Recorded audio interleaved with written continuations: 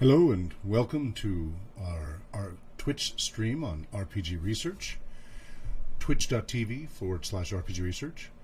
RPG Research is a 501c3 non-profit research and human services organization studying the effects of all role-playing games and their potential uses for achieving educational, recreational, and therapeutic goals, as well as helping the community and measurably improving lives through the use of music and role-playing games. My name is Hawk Robinson. I'm founder and president of RPG Research. And today we're supposed to have an RPG training session, but people's work schedules didn't really line up well. And I have a ton on my plate getting ready for the Great Western RPG Tour in the USA, August 12th through September 3rd, and might even be at Worldcon 76 in San Jose. That's starting to shape up with the wheelchair-accessible RPG bus and RPG trailer. However, so that this isn't a total loss for today, I wanted to do a quick little bit, semi-quick, on some tips for players to survive. So, for example, my youngest son, who's a teenager, has been gaming for years and years and years. He's a pretty experienced gamer, does fairly well, but his friends, who are mostly video gamers and not experienced tabletop, they just keep dying over and over and over again. And they don't seem to learn from their mistakes because they're not really putting causality together, and they have a very much video gamer mentality, reset button type attitude. So, for those of you who are players who are struggling with trying to stay alive, let's go back to basics, including basic D&D. So I have suggested, and we found some pretty good results from going back to the classic old B1 dungeon module in Search of the Unknown. This is an introductory module for character levels 1 through 3 for BECMI. That's Basic, Expert, Companion, Masters, Immortal. It's a simpler version of D&D back in the AD&D first edition days in the 70s and 80s. We've seen this even with people who've been experienced players in the past who kind of just forgot how to game in a way that they'll survive. Now, this is separate from achieving immersion and all those other things that we normally research and talk about. And group dynamics, Tuckman's group dynamics, those are all different factors. This is pretty specific to how to play in a D&D dungeon crawl and how to survive. But you can generalize this quite a bit.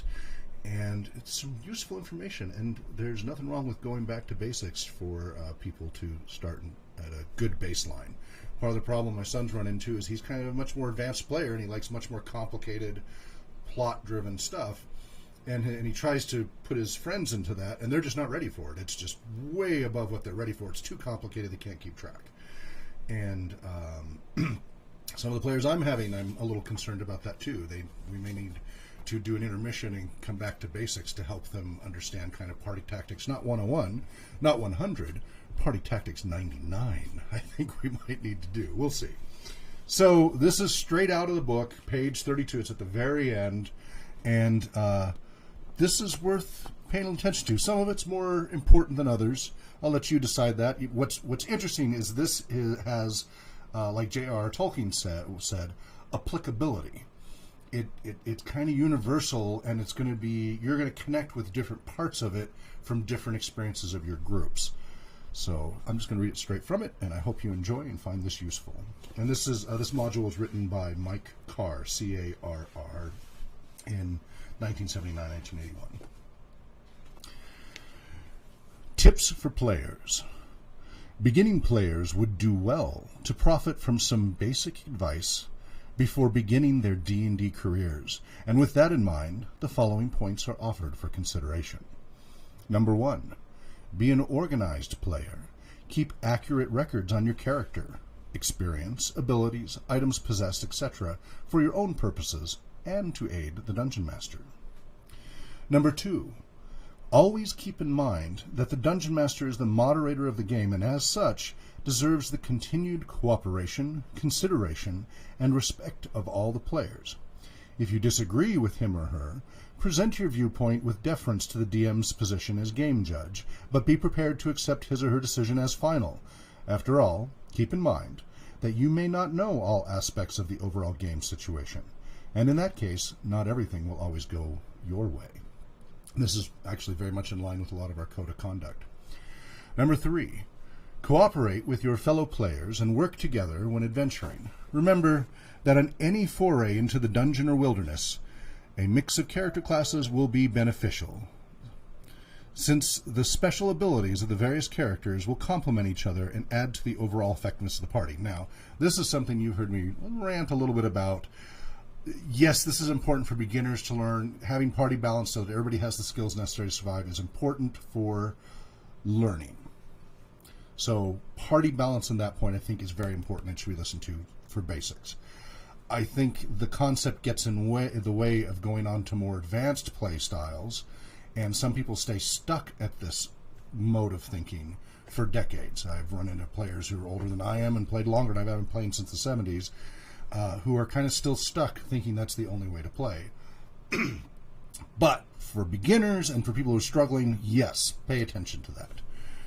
Number 4, be neither too hasty nor too sluggish when adventuring. If you are too fast in your exploration, you may recklessly endanger yourself and your fellow adventurers and fall prone to every trick and trap you encounter. If you are too slow,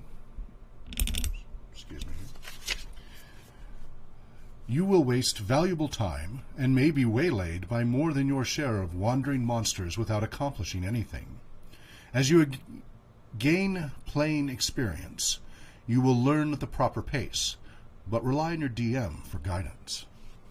Number 5, avoid arguing. While disagreements about a course of action will certainly arise from time to time, players should quickly discuss their options and reach a consensus in order to proceed. Bickering in the dungeon will only create noise, which may well attract wandering monsters. Above all, remember that this is just a game, and a little consideration will go far toward avoiding any hard feelings. And we have a number of techniques for enhancing that. For example, discussing things in character with character voices, so that it's what the character's saying rather than the player. Being very careful about which pronouns to use to say, well, his character, his familiar, etc., rather than your character, your familiar. We try to avoid the second person pronouns. And those are just a few of many, many tips we have as far as keeping so that people feel safe and not hard feelings, and be able to deal with complex moral situations that way. Number 6, be on your guard. Don't be overly cautious, but be advised that some non-player characters may try to hoodwink you. Players may double-cross you, and while adventuring, tricks and traps await the unwary. Of course, you won't avoid every such pitfall. Dealing with the uncertainties is part of the fun and challenge of the game. Emphasis on that, please. But don't be surprised if everything is not always as it seems. There's a fun meme going around right now where somebody in the classroom is saying to somebody else, "Oh, thank you for joining the party as a thief. We really needed somebody with your thieving skills to help us." And then he passes back a note and says, "You wake up in the morning missing 200 gold pieces." And then the guy looks back at him with an angry look. It's like, yeah, great, party balance, but you double-edged sword there. Keep that in mind. Number 7, treat any retainers or NPCs fairly. If you reward them generously and do not expose them to great risks of life and limb... Oh, it just occurred to me. Oh, I hope the audio is working on this. Okay. Sorry. If you reward them generously and do not expose them to great risks of life and limb that your own character would not face, then you can expect a continuing loyalty, although there may be exceptions, of course. Number 8, know your limits. Your party may not be a match for every monster you encounter, and occasionally it pays to know when and how to run away from danger. Likewise, a dungeon adventure may have to be cut short if your party suffers great adversity and/or depleted strength. Many times it will take more than one adventure to accomplish certain goals, and it will thus be necessary to come back out of a dungeon to heal wounds, restore magical abilities and spells, and reinforce a party strength. And this is a really big one that video gamers don't seem to get very much, because they kind of just keep charging in, and they expect lives, etc. And they don't seem to be as careful about their resource management and knowing to back away and run away when appropriate. This really seems to be a challenge for gamers who come from video gaming only background initially. Number 9, use your head. Many of the characters' goals in the game can be accomplished through the strength of arms or magic. Others, however, demand common sense and shrewd judgment as well as logical deduction. The most successful players are those who can effectively use both aspects of the game to advantage. In other words, use your head. That will take you the farthest into the dungeon and the furthest in the adventure. Number 10, the fun of a D&D game comes in playing your character's role, R-O-L-E. Take on your character's persona and immerse yourself in the game setting, enjoying the fantasy element and the interaction with your fellow players and the dungeon master. Enjoy yourself and good luck. So there's a lot more we could cover, but that is definitely a good starting point. And I'm thinking maybe of we have a code of conduct, and we have lots of training classes on how to facilitate games better, how to be player archetypes, how to be different game masters and game master archetypes, how to do research, how to be an RPG facilitator, how to be an RPG advocate, etc., and how to play the mechanics of a game. But it has occurred to me that maybe we haven't broken down as well as we could. And actually, there's a Monty Cook book in Kickstarter right now that they're trying to put out about maximizing the game that may relate to that. And there's a lot of other books out there about how to play your player character better. But a lot of them are from the min-maxing perspective is the problem. They're about how to game the system, whatever the system is, or how to game the game master, rather than thinking of things in a broader context of how to be successful in life and apply that within the game, and what you learn in the game, then apply that back in your life, in group dynamics and in challenging situations. And we do that organically. We walk people through all the time how to overcome these challenges and learn from them, and we discuss them after it's considered processing and help them learn. And then throughout their week before they come back, we tell them to watch for things that they can relate to and then discuss their week, etc., and do that through processing. But I don't know that we've actually set up such a clear, concise guideline, and I think maybe that's something we should put on our to-do list. Refine it, update it. This is very specific to a dungeon crawl. I'd like something a little more applicable across other types of ventures, even though there's elements in it. So I'm thinking that's something to put on the to-do list. Maybe I'll have one of the other volunteers work on it. But I thought that was worth sharing. We appreciate your comments and questions and statements about it. I think it's an important topic, especially for groups that are struggling. D&D 5th edition is a very different game system from the BECME and AD&D 1st edition days. 5th edition and all the newer systems are much more forgiving of mistakes. And the way people learn is, so cognitive neuroscience here of learning and such, as we talk about, even just basic cognitive behavioral therapy. The closer a consequence, positive or negative, whatever it is, the closer a consequence happens to a cause or a choice. So you take an action, so your cause, and then the effect that you see, the closer those two are paired in time, the quicker and better the organism learns from that choice. The more there's a delay of the consequence from the action, the harder it is for them to sync up. So especially younger children, for example, they talk about with punishments, rewards, reinforcements, etc. If it's too far out, they're not going to pair the two very effectively. So you want it to be very close. So if you have a group that's struggling, you want to explain the consequences. So somebody sets off a trap, you want to say, oh yeah, well that happened because maybe next time you should consider, checking for traps, or use a 10-foot pole and test things. Make some suggestions to your new players right early on, and pair it up very close from the choice to the consequence. And the closer you can pair that up, the faster they will learn. If you invert it, human beings and other creatures are very strange about not learning very well about kind of, you're giving a lot of forewarning and such, but they don't really synchronize it.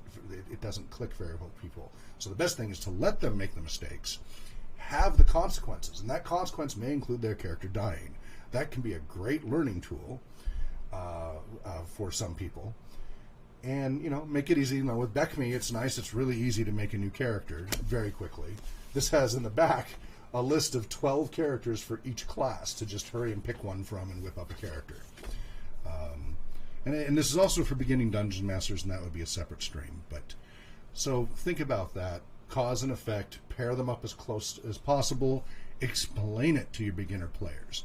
A lot of us who are experienced gamers kind of take things for granted and automatically because we've been doing it for so long, and we kind of forget excuse me, the learning process. So mentor them. If you want your new players to have the best time and learn the most and come back for more and be empowered for success both in the game in the next session and potentially in their lives as they learn causality. A lot of that gets masked in video games and other types of games. And in the newer role-playing games, a lot of the consequences are buffered. This is one of the reasons I have issues with story points and the like, where you can re-roll or undo an effect from a choice. I think if you're trying to teach, now we're starting to get into the educational therapeutic session, especially therapeutic, if you are trying to teach some vital life skills, I think you're actually doing a disservice using systems that have story points and redos, as opposed to actually having consequences. Because the nice thing of a role-playing game environment is you can make mistakes and have bad things happen to your character, and that's okay, because you can always make another character. And it's good for people to learn to have their characters die and learn those consequences to actions. And a lot of these newer systems really mute the consequences to their actions, which reduces the impact of the learning. People wondered why I end up going back to some of these old retro games. That's one of the big reasons, is the causality is much clearer for people that are learning. For more advanced players, I love a lot of the new systems because I love ROLE playing. But sometimes you got to get back to those basics with clearer causality. And a lot of the older, simpler systems were better at that than a lot of these newer systems that are much more freeform, and the consequences aren't always as clearly spelled out. So, some food for thought. I welcome your comments. You can email hawk@rpgresearch.com if you want to comment. And if you are interested if you're anywhere in the 11 western contiguous United States when we're doing the grand tour, August 12th through September 3rd, and you want to meet, check out our route. It's going to be at rpgtour.com, still setting up that website, but go ahead and check that out. And you can call U.S. toll-free 833-RPG-INFO, extension 710, if you want to get a hold of me, or you can email tour, T-O-U-R, at rpgresearch.com. If we're going to be passing through your area and you'd like us to make a stop so it doesn't look like there's a stop in your town, we will gladly make a stop. What we have proposed right now is just a draft, and we're adding stops as people say, hey, can you swing by here? We will happily swing by wherever you are if you're in that area. And we'll go pretty far off course if it can fit in the schedule. Right now we go as far as Texas and New Mexico, but that's pending some people who said they wanted us to come out there following up. I've sent out feelers going, okay, you said you want us to swing by. Let me know where, otherwise we'll have to cut that off the trip. So pretty darn flexible. I'd even go as far as Houston and Dallas and such, because there's a number of people I know there, if people there are interested. And money holds out and the bus doesn't break down, etc. It's kind of a scary trip, but so yeah, feel free to email, feel free to call, and we'll be back again. Thursday is our staff training and meeting, and we're not doing a gaming meeting, so we may not be streaming then. We'll see. It depends on the topics we're covering. Saturday is the RPG Talk Show from 11 a.m. to noon every Saturday.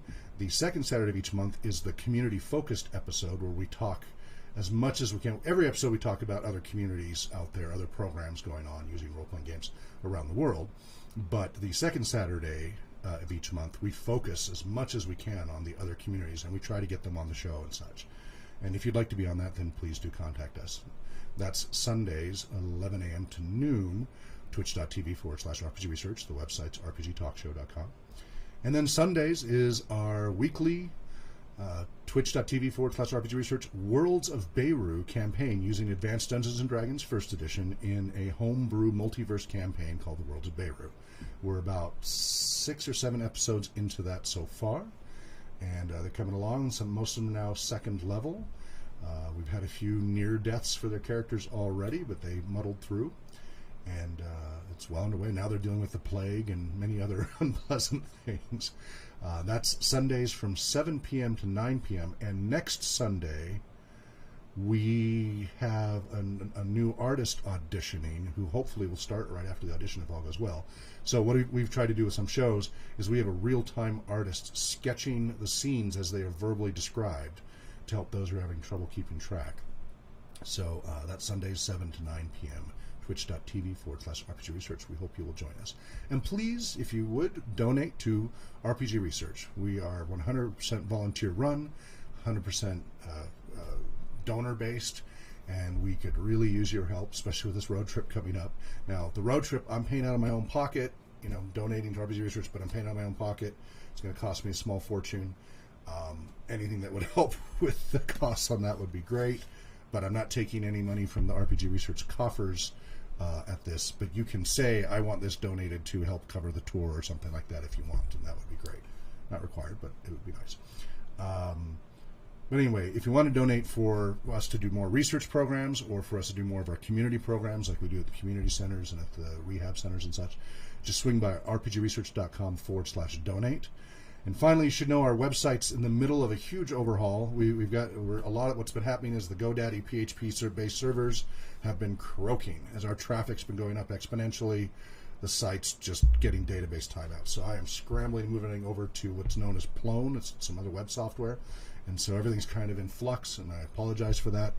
But I'm working 20 hours a day trying to get all this ready. So, but it should be rpgresearch.com/donate, or you can go to old.rpgresearch.com/donate during the move, and you'll see the old site, which has more content. And we really appreciate those donations. You can join us on Patreon monthly, patreon.com/rpgresearch, and get early access to lots of videos, audio, early essays, typically several weeks before the general public. So definitely appreciate that. So wherever you may be well, happy gaming, and Namarie.